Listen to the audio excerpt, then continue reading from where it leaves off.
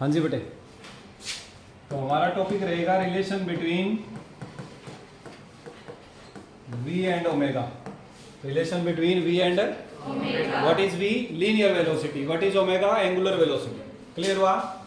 हमने कल परसों एक एग्जांपल लिया था कि अगर कोई एक बॉडी इस एक्सिस ऑफ रोटेशन के अबाउट रोटेट कर रही है तो उसका रोटेशन स्पीड जो होता है बेटे वो ओमेगा से शो करते हैं, यानी एंगुलर स्पीड या एंगुलर वेलोसिटी। फाइन। अब मान लीजिए कि कोई एक पार्टिकल है, वो पार्टिकल p कुछ टाइम t के बाद p डैश पर पहुंच जाता है। कहां पर पहुंच जाता है? p डैश पर। तो उसकी एंगुलर वेलोसिटी किसके द्वारा दी जाएगी बेटे? हमने पिछली क्लास में पढ़ा था कि एंगुलर वेलोसिटी बराबर क्या होता है? Rate of change of angular displacement. Rate of change of angular displacement. Any doubt to anybody? हाँ जी। अगर मान लीजिए कि ये जो पॉइंट P से लेकर P डैश तक पहुंचने में एंगल कितना चेंज हुआ? थीटा चेंज हुआ। तो d by D T of theta इसे बोलेंगे एंगुलर वेलोसिटी। अब ये एंगल है बेटे, एंगल इज इक्वल टू क्या होता है? आर्क अपॉन रेडियस होता है। एंगल इज इक्वल टू क्या होता है? d by D T. इसे हम एक बार के लिए लिख देते हैं एंगल, और एंगल की जगह लिख देंगे हम arc divided by radius. Arc divided by. Any doubt to anybody? देखो बेटे, ये जो रेडियस है वो यहां से लेकर यहां तक की डिस्टेंस होगी। फाइन। और आर्क जो है वो ये वाली दूरी होगी पी डैश।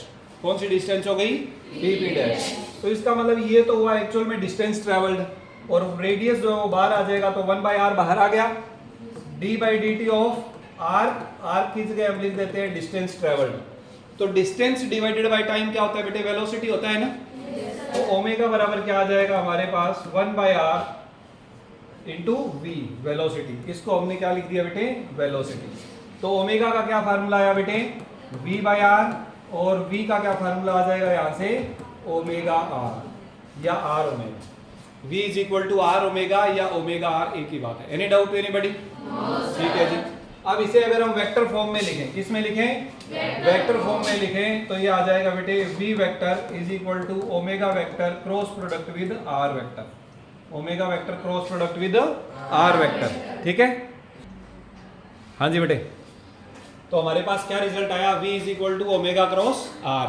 तो ये रिलेशन है बेटे लीनियर वेलोसिटी, एंगुलर वेलोसिटी, और जो r है वो हमने वैसे तो रेडियस लिया है, बट एक्चुअली ये परपेंडिकुलर डिस्टेंस है फ्रॉम एक्सिस ऑफ रोटेशन। आप जिस पार्टिकल की बात कर रहे हैं जो कि ओमेगा स्पीड से, ओमेगा एंगुलर स्पीड से रोटेट कर रहा है, उसका डिस्टेंस है एक्सिस ऑफ रोटेशन से, और डिस्टेंस भी शॉर्टेस्ट यानी perpendicular distance, that is R. Any doubt to anybody? तो v is equal to omega cross R आ जाएगा। अच्छा, इसको सिंपली हम ना v is equal to are omega से लिखते हैं जनरली जब हम मैग्नीट्यूड की बात करते हैं, वैल्यू की बात करते हैं। फाइन। अभी हम साथ ही में इसके किस चीज की बात कर लेते हैं, क्योंकि एंगुलर वेलोसिटी हो गया बेटे तो एंगुलर एक्सेलरेशन की भी बात कर लेते हैं। एंगुलर एक्सेलरेशन क्या है?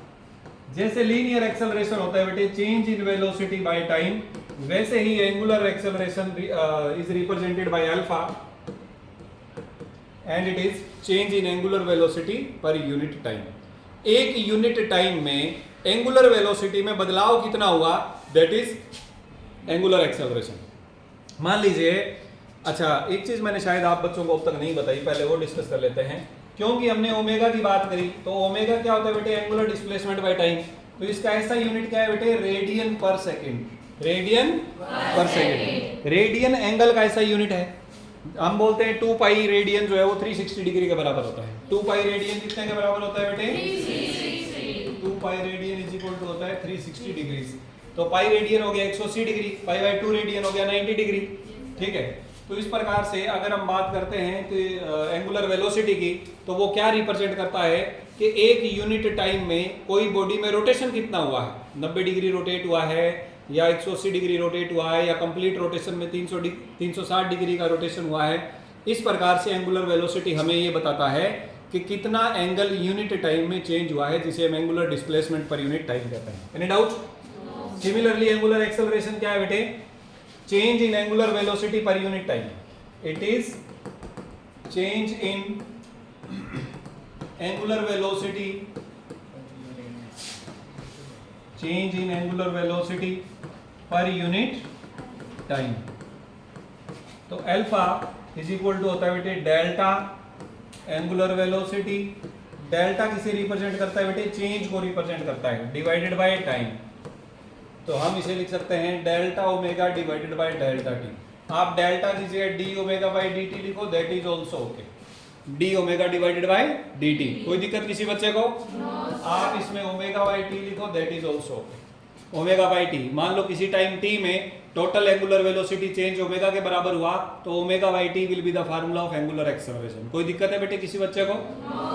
जैसे मान लीजिए कि ओमेगा 1 रिप्रेजेंट कर रहे हैं हम कि भाई इसका जो रोटेशन है वो मान लीजिए पाई रेडियन पर सेकेंड है, पाई रेडियन पर सेकेंड, और ओमेगा 2 जो है वो आपके पास हो गया 2 पाई रेडियन पर सेकेंड। क्लियर हुआ? तो एंगुलर एक्सेलरेशन की अगर हम बात करें तो वो क्या आ जाएगा बेटे कि 1 सेकंड टाइम में कितना एंगुलर वेलोसिटी में चेंज आया, तो omega 2 minus omega 1 divided by time. Omega 2 minus omega 1 divided by time. तो ये एंगुलर एक्सेलरेशन को रिप्रेजेंट करता है। और एंगुलर एक्सेलरेशन की अगर हम एसआई यूनिट की बात करें तो इसका एसआई यूनिट क्या होगा बेटे? एंगुलर वेलोसिटी के लिए आ जाएगा रेडियन पर सेकेंड, डिवाइडेड बाय टाइम के लिए आ जाएगा सेकेंड, तो ये आ जाएगा बेटे रेडियन पर सेकेंड स्क्वायर। रेडियन पर सेकेंड। डायमेंशनल फार्मूला बताओ बेटे क्या आएगा इसका? रेडियन की जगह तो डायमेंशन होगी नहीं कोई, सिर्फ टाइम वाली डायमेंशन आ जाएंगी, तो टी पावर -2, टी पावर -2। कोई दिक्कत किसी बच्चे को? इसे आप ऐसे भी लिख सकते हो m0 l0 टी पावर -2, एक ही बात। कोई प्रॉब्लम है तो बोलिए बेटे। अब थोड़ा सा आगे बढ़ते हैं।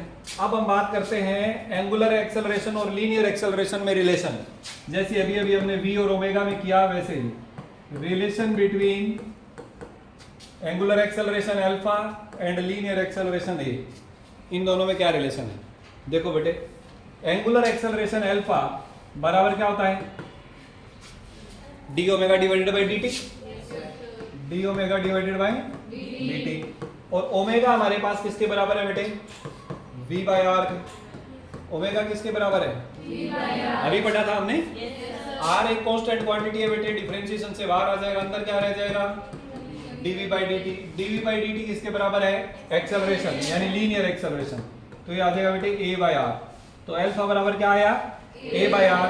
तो हम लिख सकते हैं a is equal to are alpha, a is equal to are alpha. ये रिलेशन है बेटे लीनियर एक्सेलरेशन और एंगुलर एक्सेलरेशन में। यानी अगर आप एंगुलर एक्सेलरेशन को परपेंडिकुलर डिस्टेंस से मल्टीप्लाई कर देंगे तो आपको लीनियर एक्सेलरेशन मिल जाएगा। कोई डाउट किसी बच्चे को? अगर आप वेक्टर में लिखना चाहें, क्योंकि ये वेक्टर क्वांटिटी है, इन वेक्टर फॉर्म अगर आप लिखना चाहें तो a बराबर आ जाएगा बेटे alpha cross product with r, alpha cross product with r. Any doubt to anybody? अब मुझे बताओ, अगर हमें अल्फा और आर पता हो विद डायरेक्शन तो क्या आप a निकाल सकते हैं? क्रॉस प्रोडक्ट करके निकाल लेंगे। अगर a की डायरेक्शन निकालनी हो तो कैसे निकालेंगे? बोलो शाबाश। a की डायरेक्शन कैसे निकालेंगे? अल्फा, हाँ बोलो बोलो बेटे शाबाश। क्रॉस प्रोडक्ट से, या क्रॉस प्रोडक्ट, इस क्रॉस प्रोडक्ट को मैग्नीट्यूड से डिवाइड करेंगे तो इसकी डायरेक्शन आ जाएगी। Yes that is also right, but generally हम क्या करेंगे? राइट हैंड थंब रूल से निकाल लेंगे। अल्फा की जो डायरेक्शन है उसकी तरफ राइट हैंड की फिंगर्स को करेंगे और आर की डायरेक्शन की तरफ राइट हैंड की उंगलियों को घुमाएंगे, तो परपेंडिकुलर डायरेक्शन में जो थंब है वो ए की डायरेक्शन बताएगा। Any doubt to anybody? सब बच्चों को समझ आ गया? ठीक है बेटे, ये हमारे पास था relation between linear acceleration and angular acceleration. अब हम आगे चलते हैं।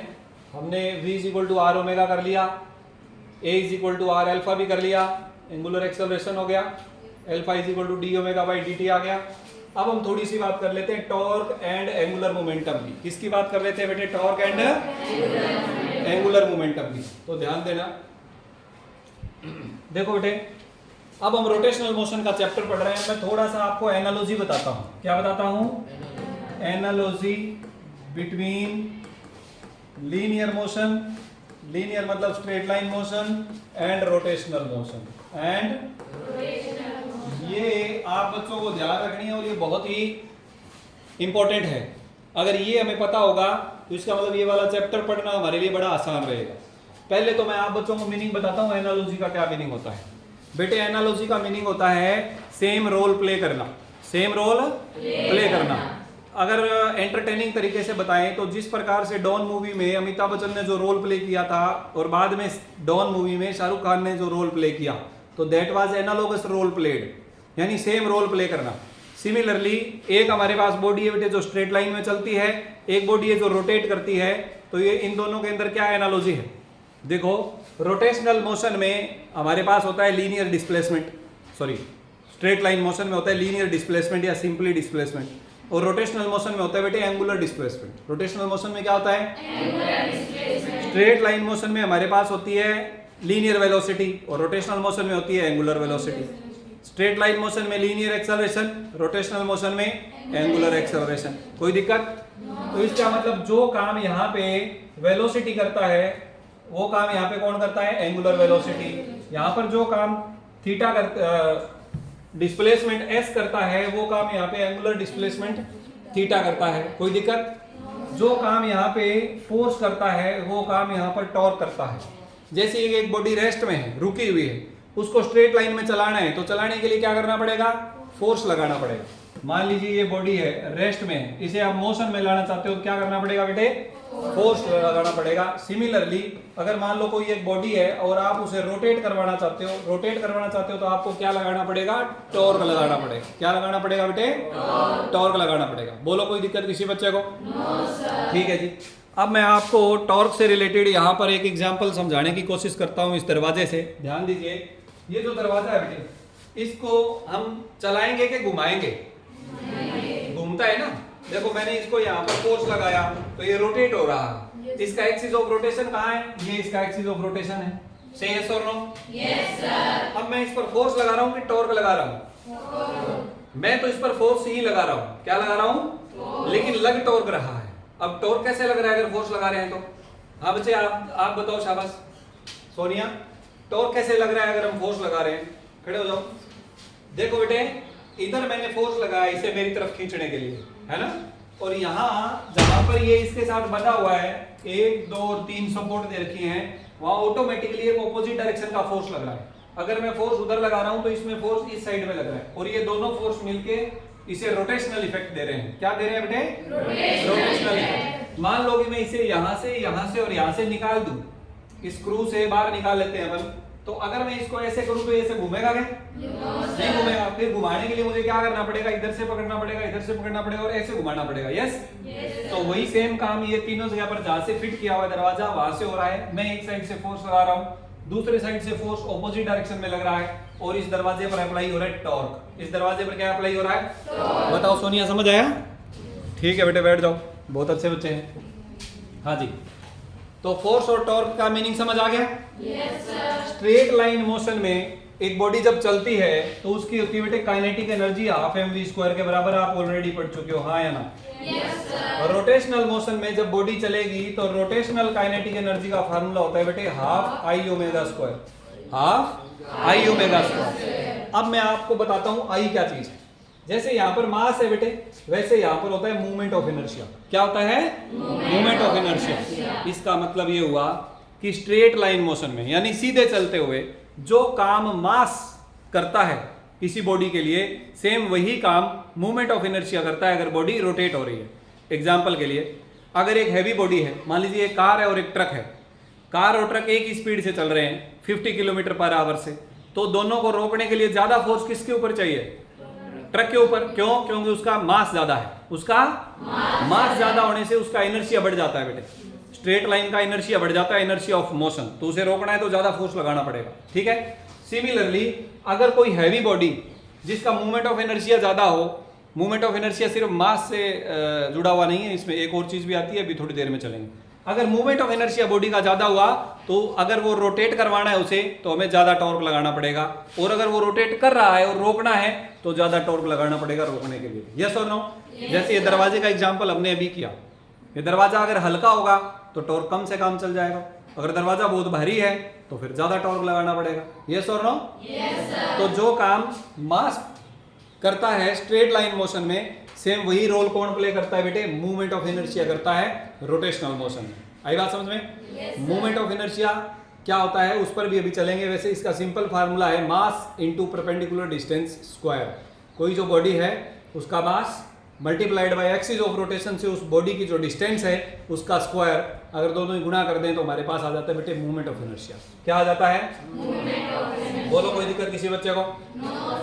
स्ट्रेट लाइन मोशन के बारे में आप जो कुछ पढ़ चुके हो, चाहे वो न्यूटन्स लॉज ऑफ मोशन हो, पहला लॉ, दूसरा लॉ, तीसरा लॉ, सब कुछ ठीक ठीक वैसे ही लॉज जो हैं वो हमारे पास रोटेशनल मोशन में भी लगते हैं।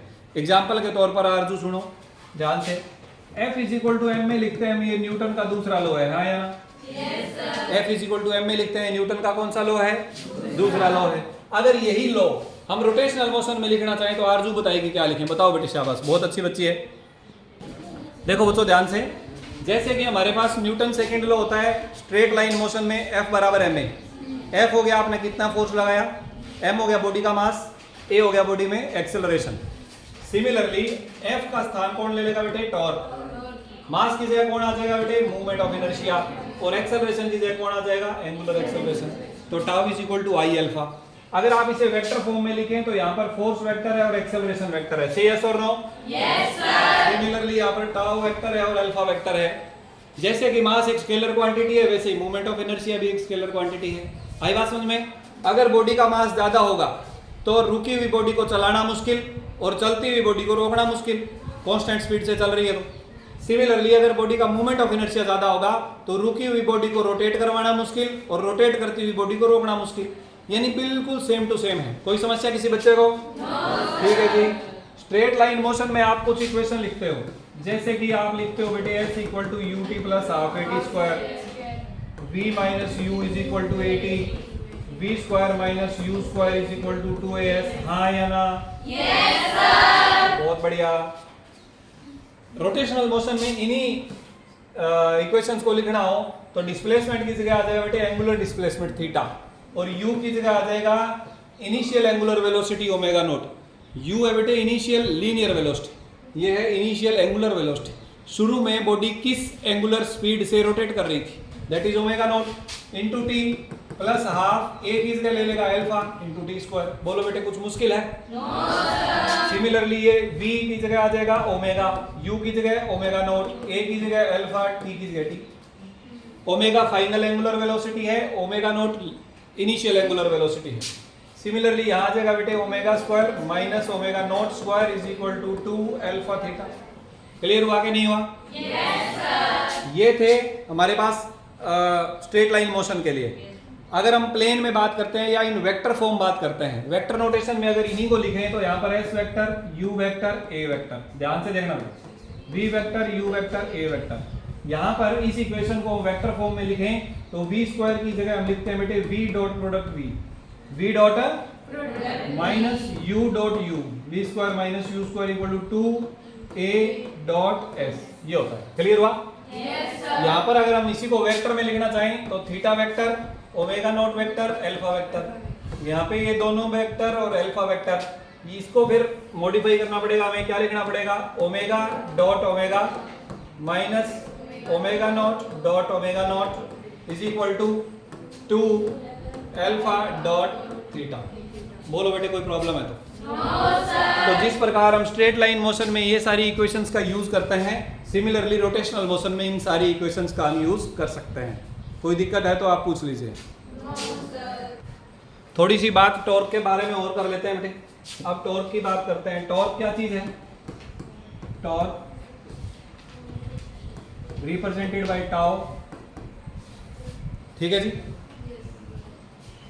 जैसे कि स्ट्रेट लाइन मोशन में किसी बॉडी को चलाने के लिए फोर्स चाहिए या एक कांस्टेंट स्पीड से चलती हुई बॉडी को रोकने के लिए ऑपोजिट डायरेक्शन में फोर्स चाहिए, सिमिलरली किसी बॉडी को रोटेट करवाने के लिए टॉर्क चाहिए और कांस्टेंट एंगुलर वेलोसिटी से रोटेट होती हुई बॉडी को रोकने के लिए ऑपोजिट डायरेक्शन में टॉर्क लगाना पड़ेगा।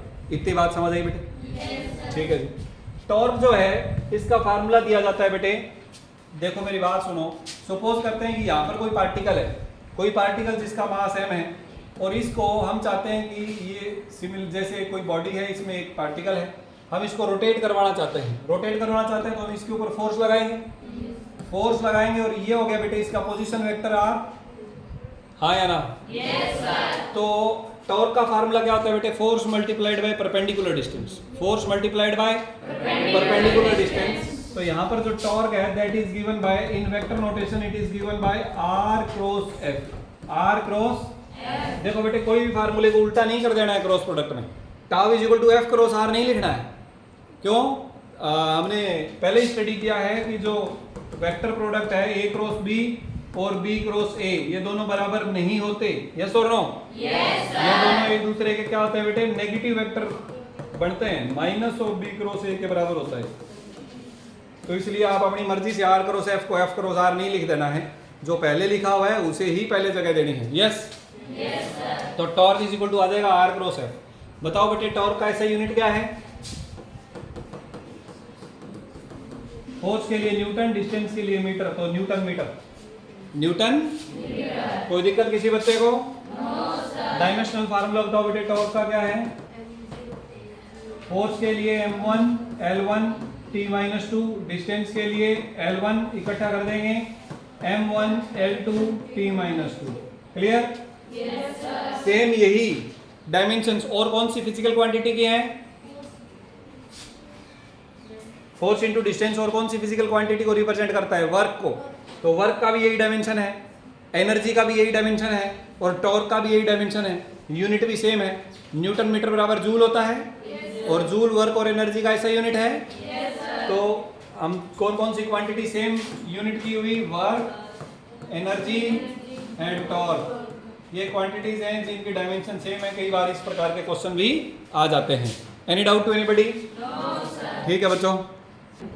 हाँ जी बेटे, तो आज की क्लास में हम इतना ही पढ़ेंगे। नेक्स्ट जो क्लास है उसमें हम एंगुलर मोमेंटम के बारे में पढ़ेंगे। आज हमने टॉर्क के बारे में पढ़ा, एंगुलर वेलोसिटी, एंगुलर एक्सेलरेशन के बारे में पढ़ा। नेक्स्ट जो क्लास है एंगुलर मोमेंटम के बारे में पढ़ेंगे।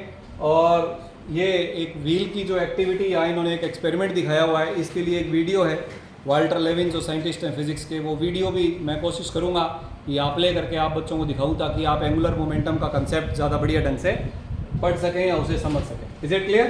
तो आगे की क्लास में बहुत सारी चीज़ें हम पढ़ेंगे। Angular momentum, conservation of angular momentum, जैसा कि मैंने कहा था लीनियर मोशन वाले केस में जो जो पढ़ा है रोटेशनल मोशन में वो सब पढ़ेंगे, बट थोड़ा थोड़ा उनके नाम बदल जाएंगे, थोड़ी थोड़ी कंडीशंस बदल जाएंगे। Clear? This is all about today's class.